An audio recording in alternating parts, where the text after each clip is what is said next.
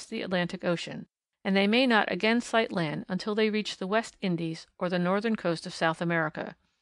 Traveling as they do in a straight line, they ordinarily pass eastward of the Bermuda Islands.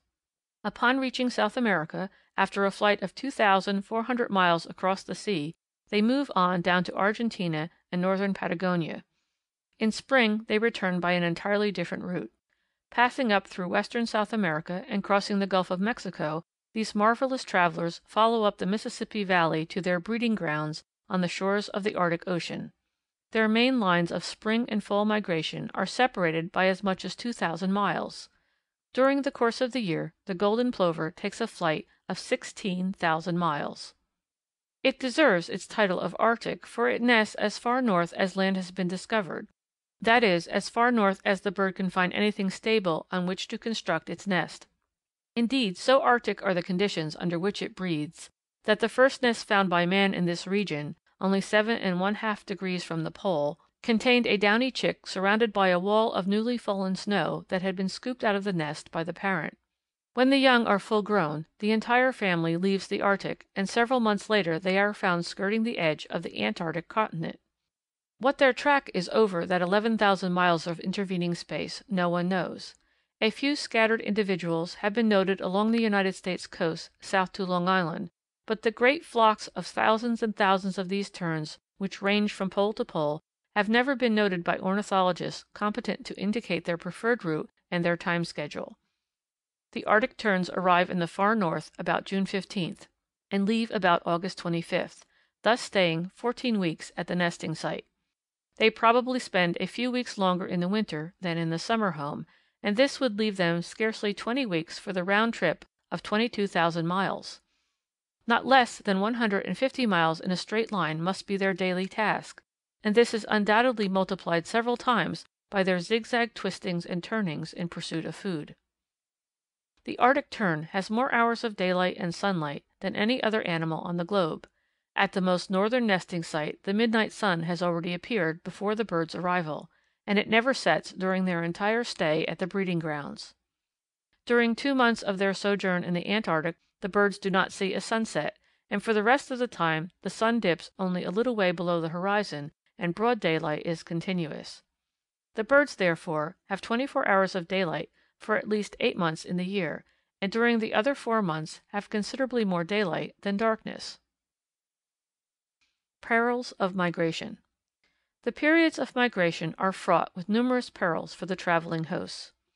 Attracted and blinded by the torches of lighthouses, multitudes of birds are annually killed by striking against lighthouse towers in thick, foggy weather. The keeper of the Cape Hatteras light once showed me a chipped place in the lens, which he said had been made by the bill of a great white gannet which one thick night crashed through the outer protecting glass of the lighthouse lamp. As many as 700 birds in 1 month have killed themselves by flying against the Bartholdi statue of Liberty in New York Harbor. As its torch is no longer lighted, the death rate here has been greatly reduced, although some birds are still killed by flying against the statue. Many were formerly killed by striking the Washington Monument, the record for one night being 150 dead birds. Locomotive engineers have stated that in foggy weather birds often hurl themselves against the headlight, and frequently their bodies are later picked up from the engine platform beneath. Birds seem rarely to lose their sense of direction, and they pursue their way for hundreds of miles across the trackless ocean. Terns, gulls, and murres are known to go many miles in quest of food for their young, and return through dense fogs with unerring directness to their nests. During the spring it is not uncommon for strange waterfowl to be found helpless in the streets or fields of a region in which they ordinarily are unknown. These birds have become exhausted during the storm of the night before, or have been injured by striking telephone or telegraph wires, an accident which often happens. Once I picked up a loon after a stormy night. Apparently it had recovered its strength after a few hours' rest, but as this bird can rise on the wing only from a body of water, over the surface of which it can paddle and flap for many rods, and as there was no pond or lake in all the neighboring country, the loon's fate was evident from the first. Birds are often swept to sea by storm winds from offshore. Vainly they beat against the gale or fly on quivering wings before its blast, until the hungry waves swallow their weary bodies. One morning in northern Lake Michigan I found a Connecticut warbler lying dead on the deck beneath my stateroom window after a stormy night of wind and rain. Overtaken many miles from shore, this little waif had been able to reach the steamer on the deck of which it had fallen, exhausted, and died. What of its companions of the night before? On May 3, 1915, I was on a ship 200 miles off Brunswick, Georgia. That day the following birds came aboard, all in an exhausted condition: brown creeper, spotted sandpiper, green heron, and yellow-billed cuckoo. We also encountered 3 flocks of bobolinks, which for some distance flew beside the ship. They appeared to be lost, for they all left us finally, flying straight ahead of the ship, which was bound south, yet birds were supposed to be going north at this season. I wonder if in their bewilderment they mistook the ship for some immense bird pointing the way to land and safety. Keeping Migration Records. More than 30 years ago the United States government put into operation a plan for collecting and tabulating information concerning the dates on which migratory birds reach various points in their journeys. More than 2,000 different observers, located in various parts of the country, have contributed to these records, many of the observers reporting annually through a long series of years. As a result of this carefully gathered material, with the addition of many data collected from other sources, there is now on file in Washington an immense volume of valuable information, much of which, in condensed printed form, is obtainable by the public.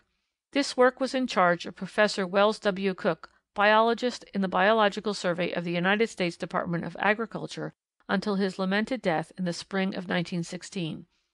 Who will take charge of it hereafter is not yet determined, but students may obtain from the director of the survey migration schedule blanks upon application, and bulletins describing the emigration habits of various northern American birds. Watching for the annual appearance of the first individual of each species is most fascinating occupation. Note: Government bulletins on the migration of various North American birds may be obtained free or at slight cost by addressing H. W. Henshaw, Chief Biological Survey, Department of Agriculture, Washington, D.C.